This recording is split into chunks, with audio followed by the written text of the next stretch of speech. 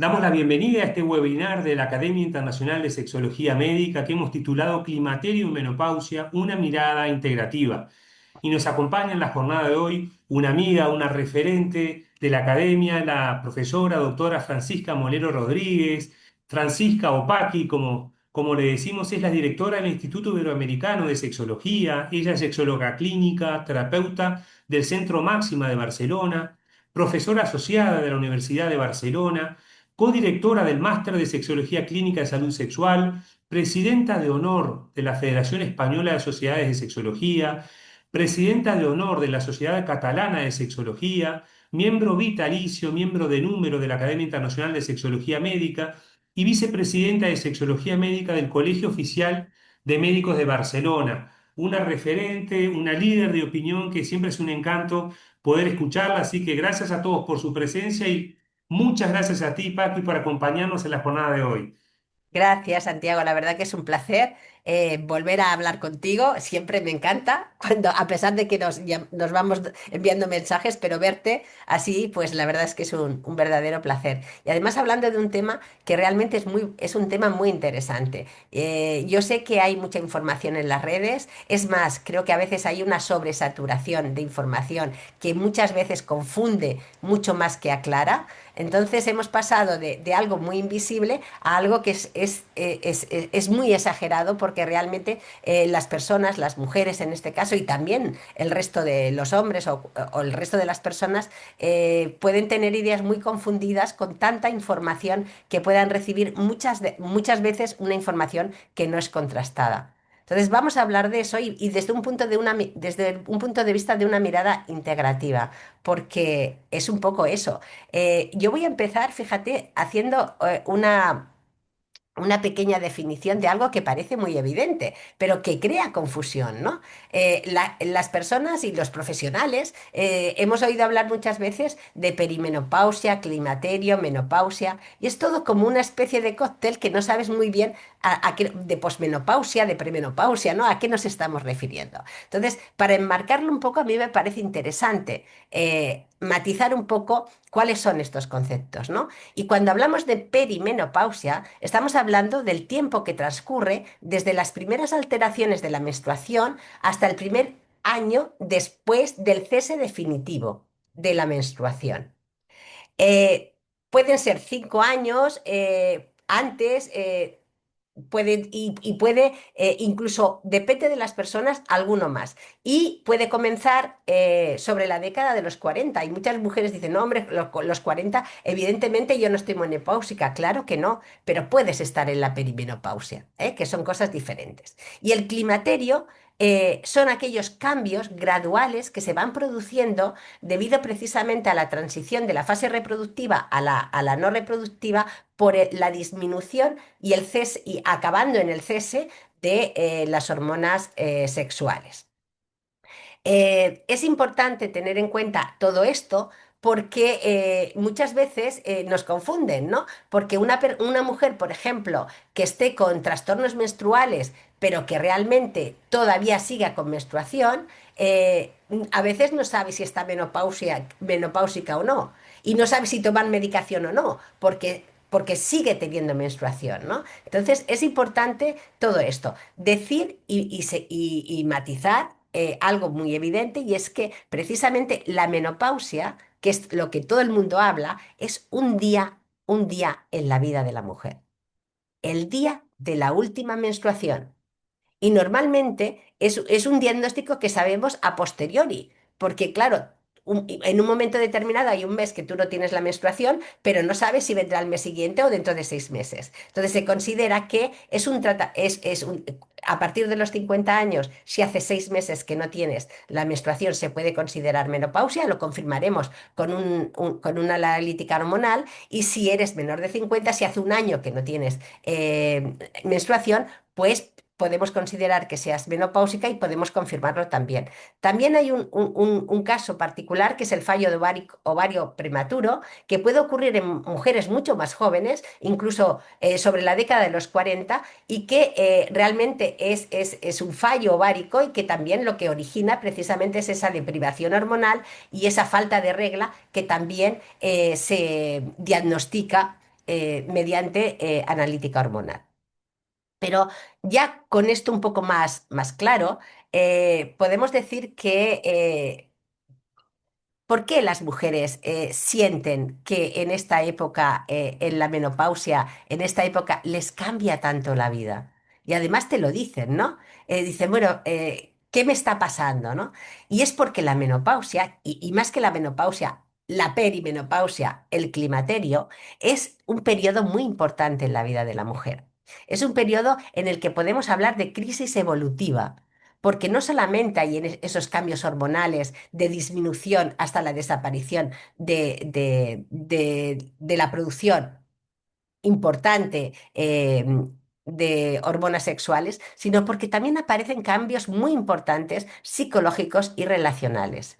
Todo eso acompañado de una sintomatología que va a depender mucho de las mujeres y que a veces interfiere mucho en la calidad de vida y otras menos. Es importante decir que esta época suele coincidir con una etapa de revisión vital.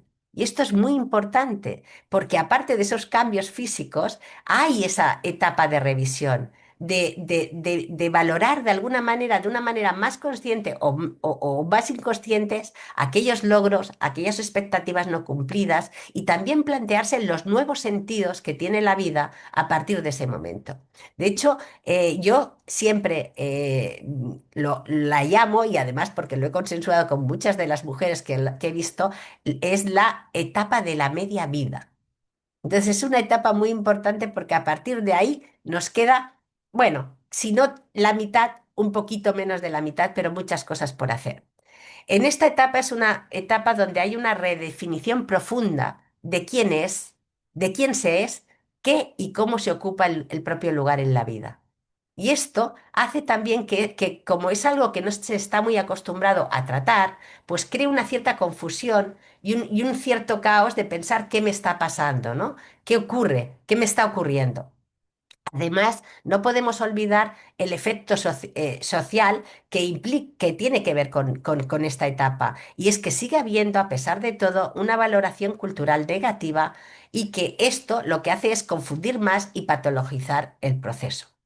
Pero esta etapa evolutiva que puede cursar con malestar y desconfort también es una etapa de brillantez, de madurez y de realización personal. Y en muchas ocasiones, y yo sigo insistiendo en eso, de descubrimiento y de plenitud sexual. Vaya. Ahora, ¿quiénes son estas mujeres? Pues lo que estábamos hablando. Son mujeres que independientemente del estatus que esté, tiene una serie de cosas en común. Y básicamente, muchas de las veces, ahora ya con las crisis mundiales ya no podemos hablar tanto de esto, pero normalmente es una edad en la que las necesidades básicas suelen estar cubiertas o más cubiertas que en etapas anteriores porque ya ha habido un proceso vital. También hay una mayor autoaceptación. Soy como soy, tengo arrugas, tengo cierta flacidez y eso aunque te incordie o te moleste, pero lo aceptas de una manera muy diferente a otras etapas de la vida. También hay una mayor realización y un mayor respeto hacia uno mismo y unas ganas de conocerse, unas ganas de introspección de saber quién soy. Mayor confianza, competencia, logro, también libertad y también independencia.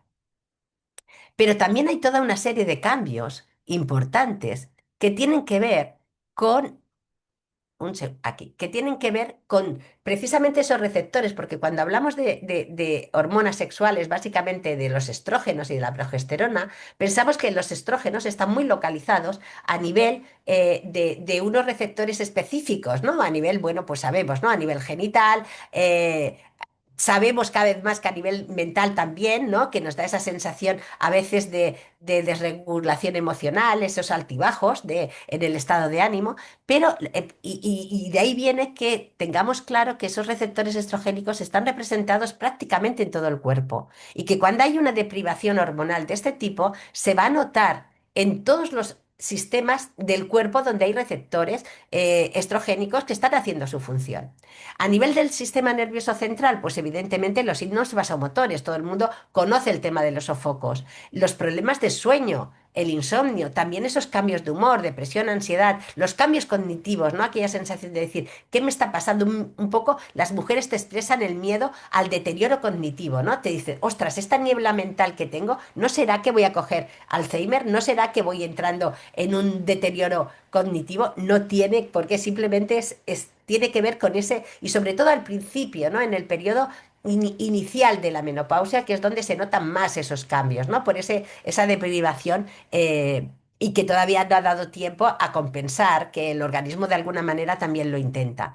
También a nivel de piel, las mujeres se quejan y lo expresan, tengo la piel más seca, ya no es tan densa, me cuesta hidratarme, me salen más arrugas, se me cae el cabello, ¿no? Después, a nivel de los problemas sexuales, básicamente se centran en dos temas fundamentales, aunque se altera todo lo que es la respuesta sexual femenina, ¿no? Pero básicamente las demandas más frecuentes tienen que ver con los problemas de deseo y con los problemas del dolor. Dolor en las relaciones sexuales y deseo. De hecho, una de las frases típicas de las mujeres en esta etapa es decir, doctora, es que he perdido el deseo, ha desaparecido. Yo siempre les digo, no es que lo hayas perdido, es que se ha escondido y lo tienes que volver a encontrar, que es diferente, ¿no? Y entonces esta manera de reencontrarlo, pues hace que muchas veces realmente incluso lo mejore con respecto a etapas anteriores. También a nivel metabólico, conocemos perfectamente la tendencia al aumento de peso corporal, el incremento de la circunferencia, el problema el riesgo de síndrome metabólico, que también nos van a influir muchísimo en lo que son las enfermedades cardiovasculares, que son tan importantes además en la morbilidad, en la patología de las mujeres en esta edad. El tema, todo también el aparato genital, esa sensación de escozor, esa sensación de sequedad, disuria, molestias al orinar, un aumento de la frecuencia, de la urgencia y infecciones de infección recurrente. Y después a nivel muscular, seguro que todos los oyentes y las oyentes conocen y saben el tema, el nombre de sarcopenia, ¿no? Porque además está en todas las redes, la pérdida de masa muscular, ¿no? El hecho de decir algo se tiene que hacer, no es suficiente solamente con la vitamina D y el calcio o caminar, sino que hay otra cosa que tiene que ver con los ejercicios de fuerza precisamente para evitar la pérdida esta de masa muscular y el riesgo, evidentemente, de osteoporosis. Os he traído esta diapositiva porque me parece muy interesante. Es una diapositiva en la que se ven todos los síntomas que pueden aparecer. No significa, evidentemente, que todas las personas lo tengan, pero además diferenciando entre lo que es el primer año después de la menopausia, a los 2 años y a los 3 años. Y vemos que realmente los síntomas que persisten más después de los 3 años o en los 3 años son precisamente los sofocos y la sequedad vaginal, ¿no? Aparte de los trastornos del sueño. Y precisamente esto es lo que produce una alteración de la calidad de vida, que es lo que hace que las mujeres realmente a veces se sientan mal, y se sientan enfermas. Como he dicho, uno de los síntomas que más les molesta y que más les preocupa es el síndrome genitourinario de la menopausia. Y seguro que todos vosotros lo conocéis, ¿no? Es ese síndrome que se produce precisamente por esa disminución estrogénica, esa disminución hormonal y que afecta al 50% de las mujeres y que normalmente va aumentando a medida que va pasando los años después de la menopausia y los síntomas son escorzor, ardor, sequedad, dolor poscoito, infecciones urinarias de repetición y disfunciones sexuales secundarias al dolor. Porque cuando hay dolor, ¿qué nos pasa? Que evitamos las relaciones. Y cuando evitamos las relaciones, cada vez tenemos menos ganas de tener relaciones sexuales. ¿Qué es lo que más les preocupa? Pues básicamente lo que interfiere en su vida, el sentirse mal y lo que interfiere más en su vida familiar y en su vida de pareja, laboral y de entorno. Cada vez es más preocupante el tema, bueno, o cada vez se tiene más en cuenta este estado o esta etapa vital con esta sintomatología en el puesto de trabajo. Se reivindica y se empieza a trabajar en la prevención de riesgos laborales y sobre todo en los departamentos de salud laboral precisamente con este tema, ¿no? El inconfort, la incomodidad, lo mal que se sienten, lo mal atendido que está este tema y realmente que muchas veces son causa de asentismo precisamente por no entender muy bien qué es lo que está pasando, ¿no? A nivel de empresa. Y yo creo que eso es uno de los temas que en el futuro también se va a trabajar bastante, ¿no? Cambios en la sexualidad, hemos hablado de dispareunia y el bajo deseo, eh, y sobre todo también se quejan muchísimo las mujeres de que no saben con quién hablar. Al ginecólogo van y le hablan algo sobre la sequedad y los sofocos, pero cuando tienen dificultades a nivel sexual, cuando tienen bajo deseo, cuando tienen problemas de pareja, realmente no saben a quién acudir. Este es otro estudio que me pareció muy interesante porque es un estudio que se hizo en Europa y diferencia Europa del Norte de Europa del Sur sobre los efectos de las molestias vaginales, es decir, de la sequedad vaginal en las relaciones sexuales y el impacto en la propia mujer y los efectos en las relaciones sexuales de las parejas masculinas. Entonces, lo que es muy interesante es ver que básicamente la mujer evita la intimidad y la pareja también evita la intimidad porque llega un momento que se siente muy frustrado porque no quiere hacer daño a su pareja, ¿no? Entonces, esta evitación hace que realmente pues todo se complique, que las relaciones sexuales sean menos frecuentes, que el sexo sea más insatisfactorio y que al final muchas de las parejas que en principio no querían hayan renunciado a tener relaciones sexuales precisamente por el problema. Aunque sabemos que la sexualidad no es solamente coito, pero sabemos que el coito es una de las prácticas que se utilizan con mucha frecuencia en las relaciones de parejas estables y más a una edad determinada. Deciros que una de cada cuatro mujeres verá afectada su calidad de vida y tendrá sintomatología que requerirá tratamiento. ¿Pero qué tipo de tratamiento? Pues básicamente un tratamiento que la mujer piense y sienta que es adecuado para ella y lo acepte. A mí me parece una premisa fundamental, porque muchas veces desde la parte profesional pecamos de lo que es esto le va a ir bien, esto está claro, esto hay evidencia, y nos cuesta hacer ese traspaso de comunicación y ese traspaso bidireccional que es fundamental para la que la persona o para la mujer piense que realmente eso le va a ir bien o pueda explicar y comunicarnos sus dudas. De hecho, muchos de los problemas de la hormonofobia tienen que ver precisamente con eso, con que se prescribieron sin contar con la mujer y que se han creado muchos mitos, muchos bulos alrededor precisamente por esta falta de comunicación. Entonces es importante entender esto, que la mujer también cuando acude ya con un gradiente de preocupaciones. No viene en blanco, ha leído, ha consultado con las amigas, ha probado en la farmacia diferentes productos y viene y tiene una demanda concreta.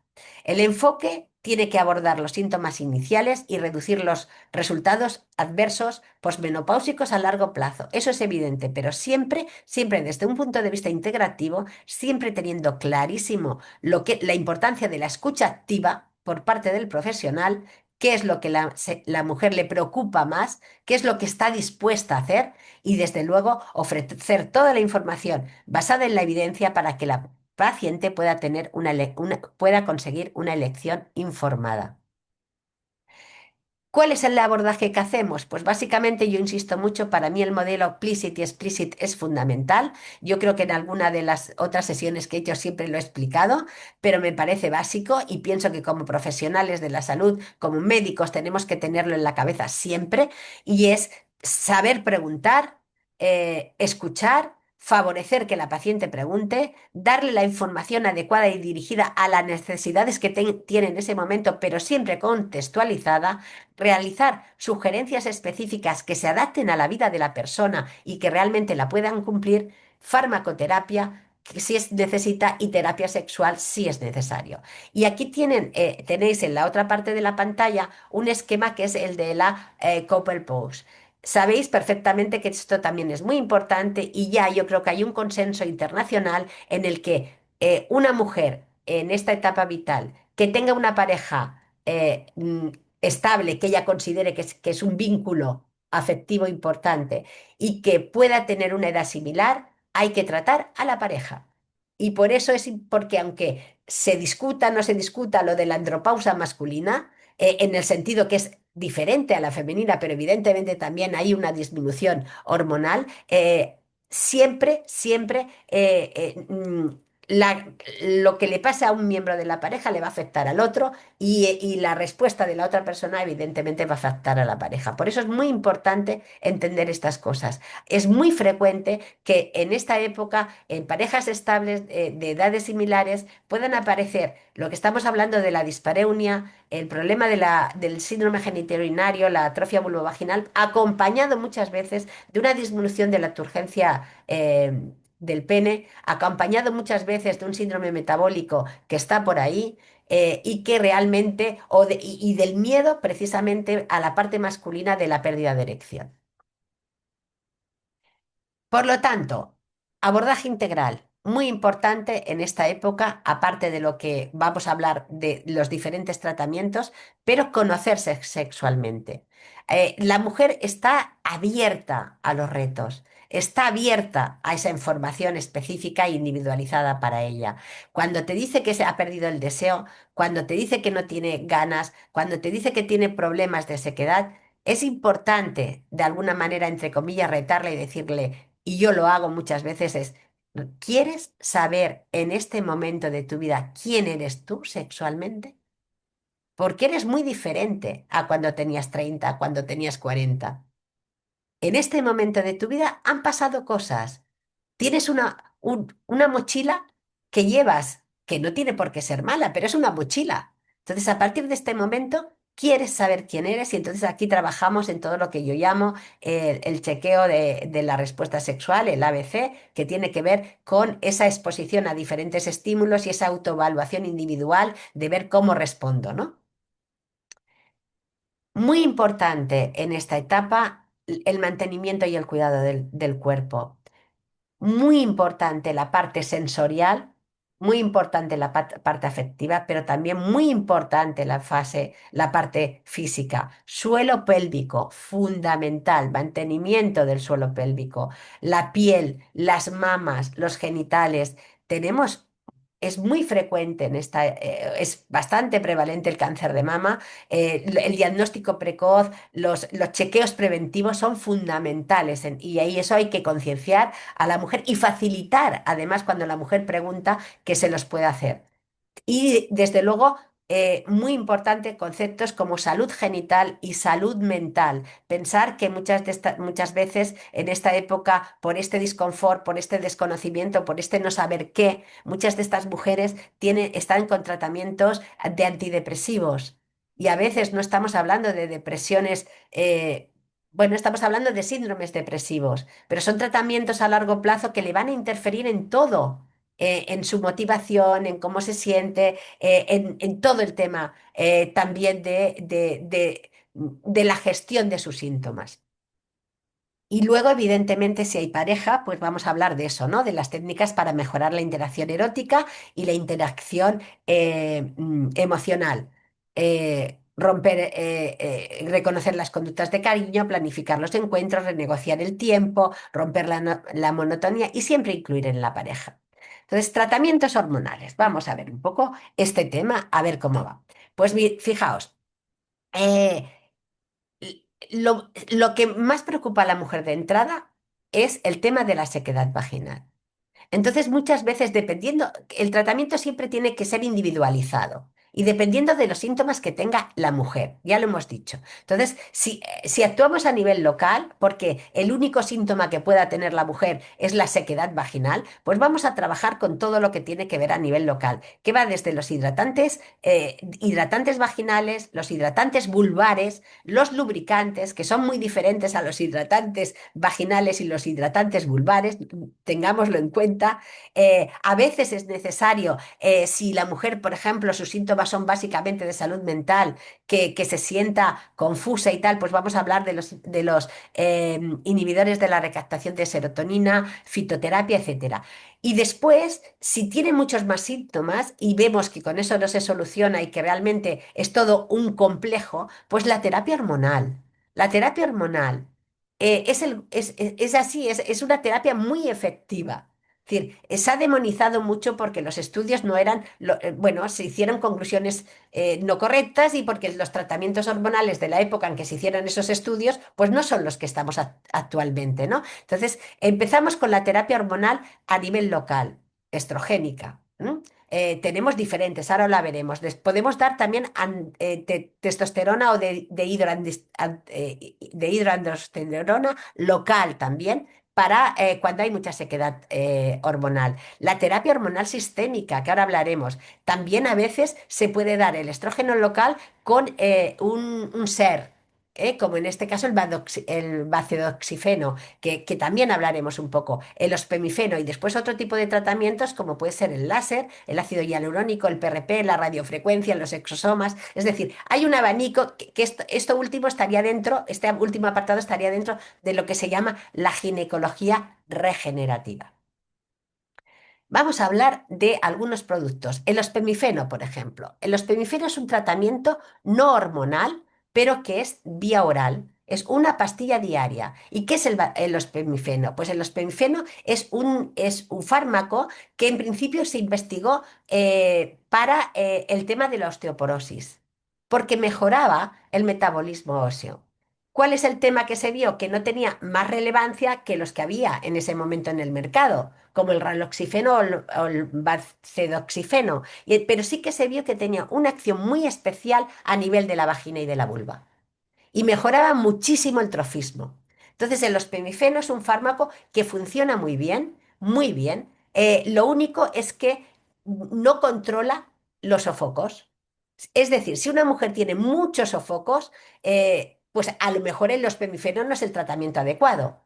Pero si no tiene sofocos y básicamente también es solo sequedad vaginal y además tiene un cierto riesgo de osteoporosis y queremos proteger lo que es el hueso, pues a lo mejor es un buen fármaco.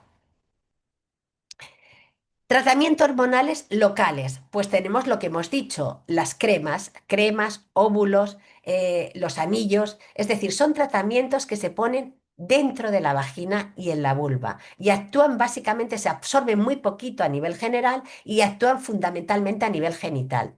Solemos empezar con una aplicación cada día de mantenimiento y luego durante 15 días más o menos y luego un mantenimiento de 2 a 3 veces por semana. Hay muchos, cada país tiene los suyos, más o menos, pero hay algunos que son estándares, ¿no? Eh, mm, hay gente, también depende mucho de los gustos de las mujeres. Hay mujeres que no le gusta la crema porque consideran que luego hay mucho residuo. Y hay mujeres que en cambio les gusta la crema porque consideran que también actúa un poco como esa sensación hidratante. Hay mujeres que prefieren óvulos y hay mujeres que no. Entonces eso es muy importante en lo que estábamos hablando de esa comunicación. Deciros que aparte del tema estrogénico está la de hidroepiandrosterona que la tenemos formulada en forma de prasterona de 0,5 y que realmente es muy efectiva también cuando hay mucha sequedad. Produce, una de las cosas que más mejora es la lubricación. Y cuando una mujer tiene mucha sequedad y nota que de repente empieza a tener lubricación, las cosas cambian. Terapia hormonal sistémica. Es decir, cuando esa mujer no solamente tiene síntomas genitales, sino que tiene muchos más síntomas, como es insomnio, como es sofocaciones, sobre todo, pues vamos a dar una terapia hormonal eh, sistémica. Normalmente está compuesta de un estrógeno y una progesterona. Solo daremos estrógeno en el caso en que la mujer no tenga útero. Eso es importante. No podemos dar solo una terapia estrogénica oral solamente si la mujer conserva el útero precisamente por el riesgo de hiperplasia endometrial.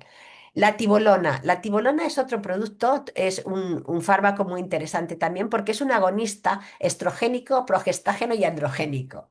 Y realmente es un fármaco que puede funcionar muy bien y tiene una mejora importante en el estado de ánimo y también en la libido de las mujeres posmenopáusicas. Y después el último el otro que os decía yo era el SER, que era el bacedoxifeno y el estrógeno, ¿no? Que sobre todo se emplean en mujeres posmenopáusicas que todavía tienen útero y cuando pensamos que puede ayudarle a mejorar precisamente un riesgo que pueda tener más elevado de osteoporosis.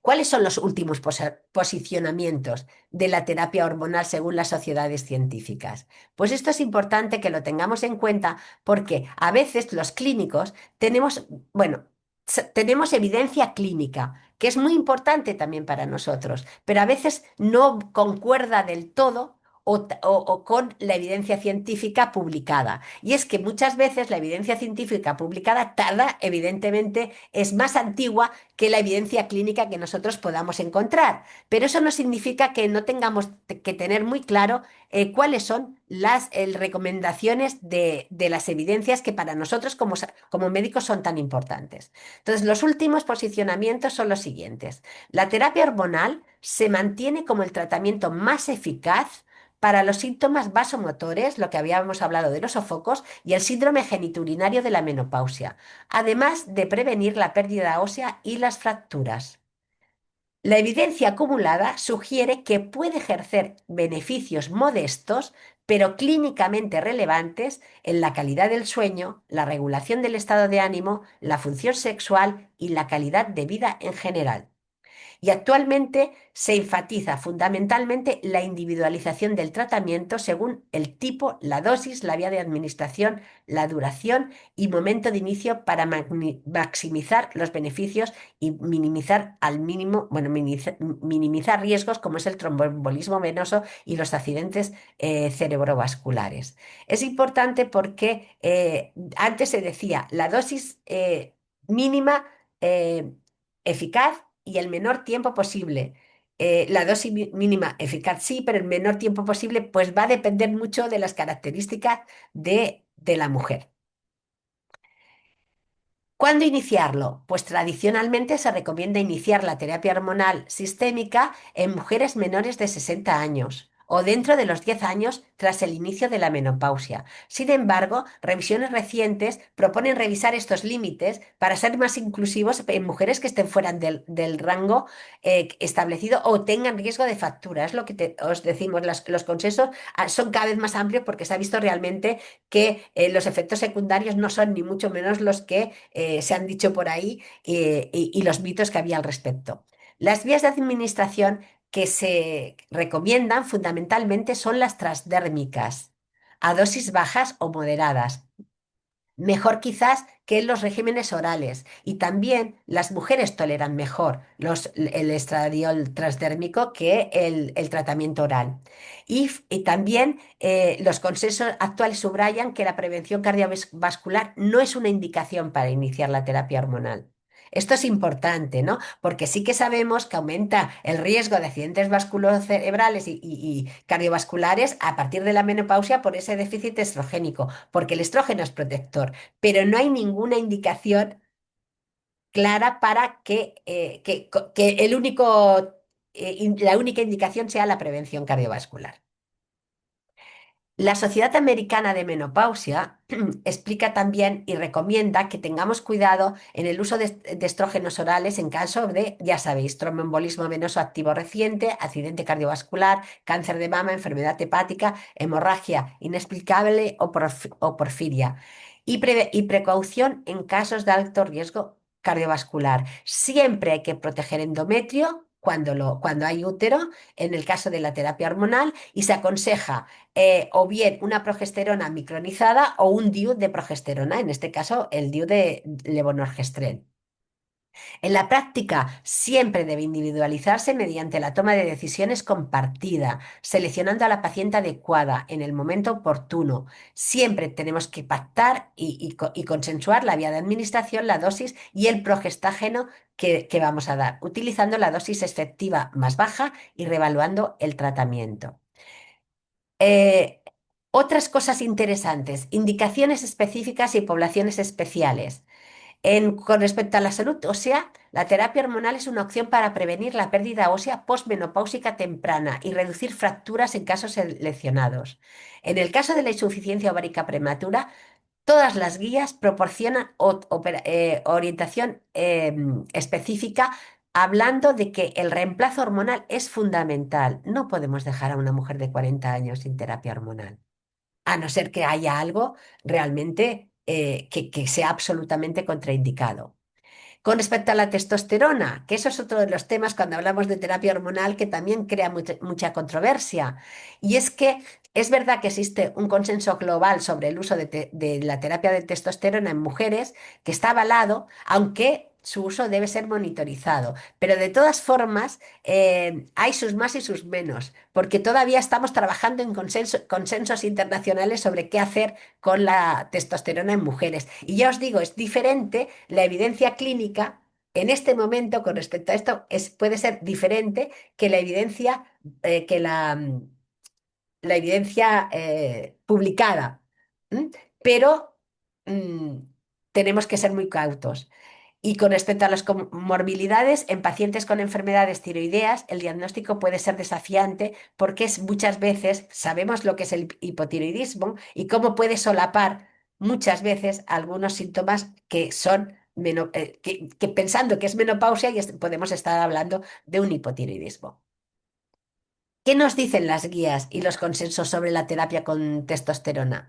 Pues que en realidad la única recomendación que hay para indicar testosterona en mujeres es si existe un diagnóstico de trastorno del deseo sexual hipoactivo diagnosticado. En eso es la única indicación que realmente hay. Y entonces se tiene que utilizar dosis fisiológicas, niveles premenopáusicos, monitorizar los niveles y signos de hiperandrogenismo, control en 6 a 8 semanas, suspender a los 6 meses si no hay respuestas y además, bueno, se suelen utilizar las formulaciones que se utilizan se hacen sin indicación de ficha técnica porque precisamente no hay fármacos de indicación de testosterona en mujeres. Hubo un tiempo que aquí sí que tuvimos un parche de testosterona, que es el Intrinsa, que descatalogaron hace muchísimo tiempo. Los tratamientos con testosterona, ¿qué nos dice la evidencia? Pues que básicamente lo que hemos dicho, indicación, en principio, solamente esta. Hay una evidencia insuficiente y eso que se habla del bienestar general, de la cognición, de la masa muscular, del envejecimiento o de la prevención de enfermedades. Recordemos que si tenemos que dar testosterona, como no hay un preparado específico para mujeres, pues daremos aproximadamente un décimo de la dosis masculina, aproximadamente unos 5 miligramos de testosterona transdérmica. Y siempre, por favor, un uso prudente y a dosis fisiológicas. ¿Qué pasa con las hormonas bioidénticas? Bueno, siempre ha habido hormonas, bueno, siempre no, pero hace muchísimos años que tenemos hormonas bioidénticas. Lo que pasa es que no le poníamos ese nombre. Pero el estradiol, la estrona y la progesterona natural siempre han estado, bueno, llevan muchísimos años en nuestro vademécum. ¿Qué significa? Disculpar, pero es que estoy resfriada. ¿Qué significa? Pues que cuando hablamos, hacemos una distinción en este momento de terapia hormonal bioidéntica regulada y terapia hormonal bioidéntica no regulada. La regulada, la que tenemos en el mercado desde hace mucho tiempo y que además han pasado por todos los ensayos clínicos y que incluyen los efectos secundarios y que están aprobadas y autorizadas por los servicios sanitarios farmacológicos competentes. La terapia hormonal bioidéntica no regulada, pues ¿cuál es el problema que tenemos con ellas o que plantean las guías? Pues básicamente, y los consensos internacionales, pues básicamente es que muchas veces se realiza con fórmula magistral, que su prescripción y dosificación se realiza sobre la base de pruebas hormonales en suero, saliva u orina que se consideran poco fiables y que puede haber problemas de sobre o subdosificación, que además el contenido, la dosis, la calidad y la esterilidad no están sujetos a supervisión de agencias regulatorias del medicamento y eso es un verdadero problema. Yo creo que, bueno, se están utilizando, la experiencia clínica nos dice que va bien, pero mm, yo aquí os traigo un poco los posicionamientos internacionales que me parece importante que como médicos conozcamos. Cuando prescribimos la terapia hormonal bioidéntica no regulada, regulada? Pues cuando la paciente no tolera ninguna de las terapias aprobadas por las agencias por razones como alergias, ingredientes o que haya dosis que no podamos regular y adaptar a las necesidades del paciente, pero siempre aconsejan que los prescriptores deben justificar suficientemente los motivos. Que se recomienda además la firma de un consentimiento informado que recoja esta situación excepcional, que debe proporcionarse una información estandarizada sobre estos contenidos que se van a dispensar e incluir advertencias sobre posibles efectos adversos, advertir que no es un preparado aprobado por la Agencia Española del Medicamento, sino una fórmula magistral, y proporcionar orientación sobre la notificación de efectos adversos. Todo esto irá cambiando con el tiempo porque todo esto va evolucionando muy rápido, porque cada vez hay más celeridad en la publicación de artículos y de científicos y de ensayos clínicos que nos pueden dar una mayor claridad sobre este tema. Y hoy acabo diciendo que el mejor tratamiento para la menopausia asintomática es el que necesita la mujer, evidentemente, y el que acepta y quiere. Que es importante abordarlo desde un modelo holístico de atención que enfatice una educación temprana, una educación sólida sobre la transición y que eso ayuda a la normalización de esta transición y de esta etapa vital y de esta crisis evolutiva, mejorando la calidad de vida de los pacientes, que los síntomas y experiencias de la menopausia varían ampliamente según la edad de inicio, la salud general de la paciente y el tipo específico de menopausia que experimente cada mujer. Todas estas consideraciones deben contribuir a un enfoque integrador y personalizado de la atención. Y no nos olvidemos que la mujer no es un sujeto pasivo, sino que es un sujeto activo y no viene en blanco, sino que viene con mucha información previa y que ahí está el tema de la habilidad y no solo de la habilidad, sino de, yo creo que de la obligación que tenemos como profesionales de establecer esa comunicación bidireccional que realmente ayude con nuestros conocimientos a hacer que la calidad de vida de estas mujeres mejore. Y yo ya acabo y muchísimas gracias. Espero no haberme pasado mucho y ahora abierto a lo que queráis. Para nada, espectacular, Paqui. La verdad que un lujo escucharte. Gracias por la generosidad en los conocimientos, con algo que, como tú decís, es un dinamismo y va tan rápido evolucionando la Exacto. evidencia, la experiencia y la necesidad y las demandas de las pacientes, ¿no? Cuando consultan por esto. Contame un poquito el tema de los pellets allá en Barcelona, Sí. cómo está la indicación, qué Mira, experiencias han habido. sí, mira, la verdad es que cada vez hay más personas que utilizan, ¿no? Pellets. Lo que pasa es que se utiliza básicamente dentro de lo que es la ginecología regenerativa, más que nada, y dentro de lo que son los servicios de atención privado, no dentro de lo que es la cartera pública de prestaciones sanitarias. Y hay mucha controversia porque aquí, claro, depende de las sociedades científicas. Hay sociedades científicas como la Sociedad de Ginecología Regenerativa que tiene amplia experiencia y habla mucho y cada vez hablamos todos un poco más de la experiencia clínica o de la evidencia clínica, no tanto no solo de la experiencia, sino de la evidencia clínica, que es un elemento importante, pero realmente nos falta mucho que es, bueno, pues las publicaciones de evidencia científica. Se suelen poner y hay gente que está encantada y le va muy bien. Eh, mm, lo que pasa es que eso depende mucho del profesional, Santiago. Depende muchísimo, muchísimo del profesional. Hay profesionales que, bueno, pues que piensan que pueden obtener los mismos resultados de otra manera y lo utilizan. Piensa que testosterona, aparte de la prasterona, lo podemos dar en forma de geles. Lo que estamos hablando, y de hecho es que así se Verdes. utiliza exactamente una décima parte de lo que hay comercializado. El problema de los pellets y que a mí personalmente me puede preocupar un poco, pues ese es el hecho de la liberación prolongada.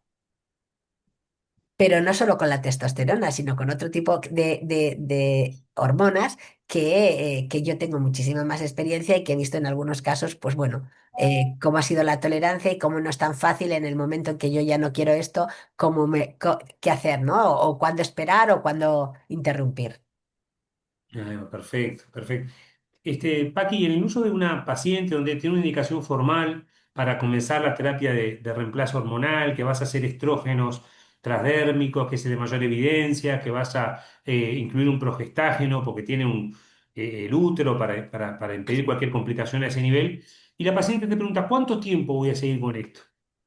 Claro, es que eso va a depender mucho de cómo ella se encuentre y de cómo vaya, porque, a ver, si es el objetivo de esa terapia hormonal, el objetivo de esa terapia hormonal es reducir los síntomas más agudos, sabemos perfectamente que hay síntomas más agudos que con el paso del tiempo a lo mejor van disminuyendo. Eh, es una persona que además tiene otros factores de riesgo importantes, como puede ser, por ejemplo, el tema de la osteoporosis, por ejemplo, o el tema del peso, pues seguramente tendremos otros objetivos, tardaremos más. Me refiero, normalmente la terapia hormonal, por eso es flexible, ¿eh? Se habla del tiempo necesario. Antes hablábamos de 5 años, hace años hablábamos de 5 años. Ahora eso se ha quitado de la cabeza, ¿no? Antes hablábamos que a partir de los 60 ya no poner terapia hormonal. Ahora se ha flexibilizado. Eso va a depender mucho de las mujeres, porque a lo mejor tú como profesional estás diciendo, vale, mira, ya llevas 5 años, estás perfecta y tal, ¿por qué no lo vamos dejando? Y la mujer te dice, pues no, no quiero porque me encuentro perfectamente y entonces yo quiero seguir. Bueno, pues va a seguir con los controles, ¿no? Es decir, hay otras mujeres que te dirán a los 2 años, oye, mira, yo creo que yo ya estoy mejor o además quiero probar ese periodo de ventana a ver si lo dejo y veo cómo me va. Bueno, pues es seguirla. Perfecto. ¿Y qué indicaciones tenés para suspender la terapia hormonal? Pues básicamente para suspender la terapia hormonal es que puede aparecer pues un cáncer de mama, por ejemplo, puede aparecer un evento tromboembólico, Mm, veas algún problema, alguna enfermedad grave, una insuficiencia renal grave, una insuficiencia hepática, o bien simplemente que la mujer decida suspender. O bien que diga, mira, me parece bien, pero el síntoma para mí más primordial es otro y no me está yendo bien lo que me estás dando. Entonces, quizás tengamos que o suspender o añadir otra cosa, ¿no? Porque puede ser que una terapia hormonal, que el síntoma que más le preocupa a la mujer sea el síndrome genitourinario de la menopausia, por ejemplo, la sequedad, que le moleste muchísimo, que haya una atrofia muy severa y con el tratamiento hormonal no consigas revertirlo. Entonces, puedes mantenerla y añadir otro tipo de tratamiento, como puede ser un láser, como puede ser radiofrecuencia, o como pueden ser diferentes tratamientos, o bien suspenderla y ir por el otro lado. Pero siempre es la sí, mujer la que te va a hacer un poco, quien te va a... quería. Espectacular, Paqui. Qué lujo escucharte, qué lindo, hemos cumplido perfectamente con los tiempos. La verdad que muchas gracias por colaborar siempre, por tus conocimientos y te comprometemos a seguir en esta línea para Sí, futuros encuentros. cuando queráis, cuando queráis. Genial. Paqui, un beso grande, cuídate mucho y nos Tú vemos en la también. próxima. Venga, un abrazo. Te Hasta mando un luego. abrazo a cuidarse. Hasta luego. Chau, chau. Chao.